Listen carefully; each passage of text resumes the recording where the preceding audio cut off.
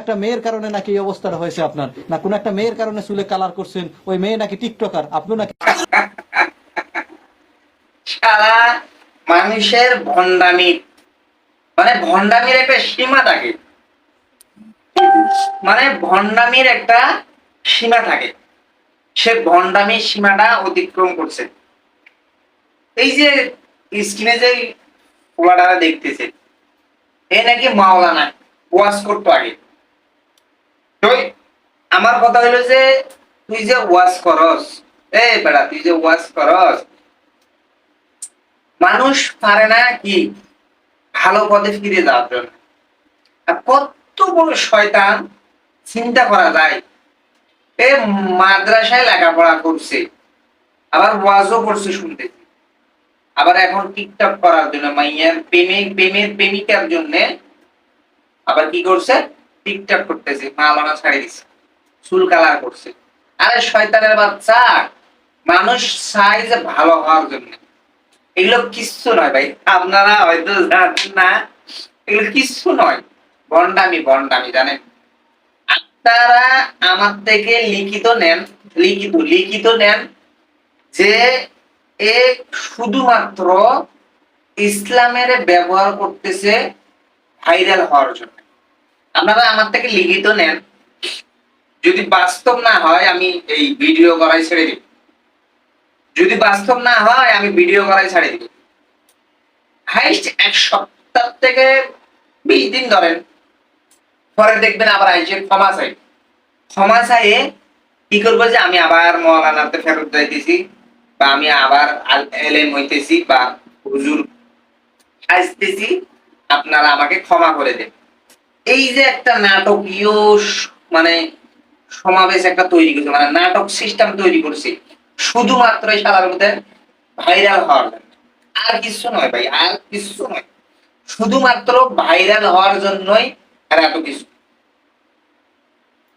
ওই ভাইরাল হয়ে গেল, এখন পরিচিত মুখ হয়ে গেল, এখন যদি ও সেই বক্তা ফিরে যায়, তাহলে তো মানুষ দাওয়াত দিব, ওয়াজ মাহফিল করার জন্য টাকা দিব। এই শুধুমাত্র এইটুকুর জন্যে এত কিছু নাটকীয় কথাবার্তা।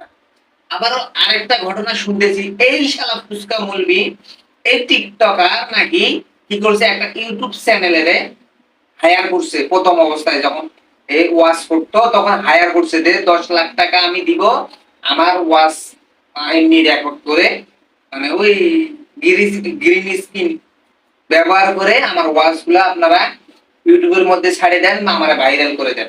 তো অনেকবার চেষ্টা করছে, ভাইরাল হয় নাই।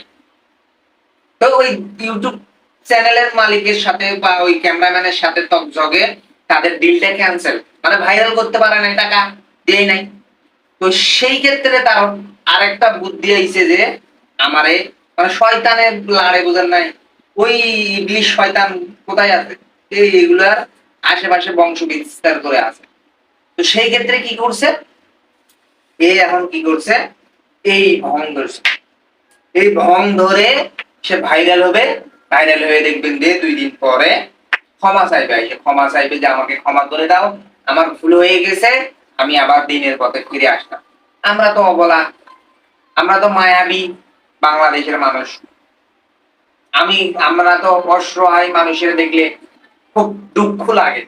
তো সেই ক্ষেত্রে কি করবে, সবাই তাকে ক্ষমা করে দিয়ে আবার যেইটার জন্য এত নাটক সেইটাই তার চালু হয়ে গেল।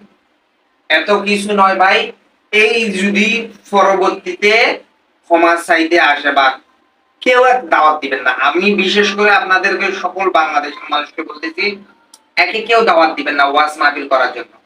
এর মুখ থেকে যে একটা জবান আসবে, এটা জীবনত পুণ্যের কাজ হবে না।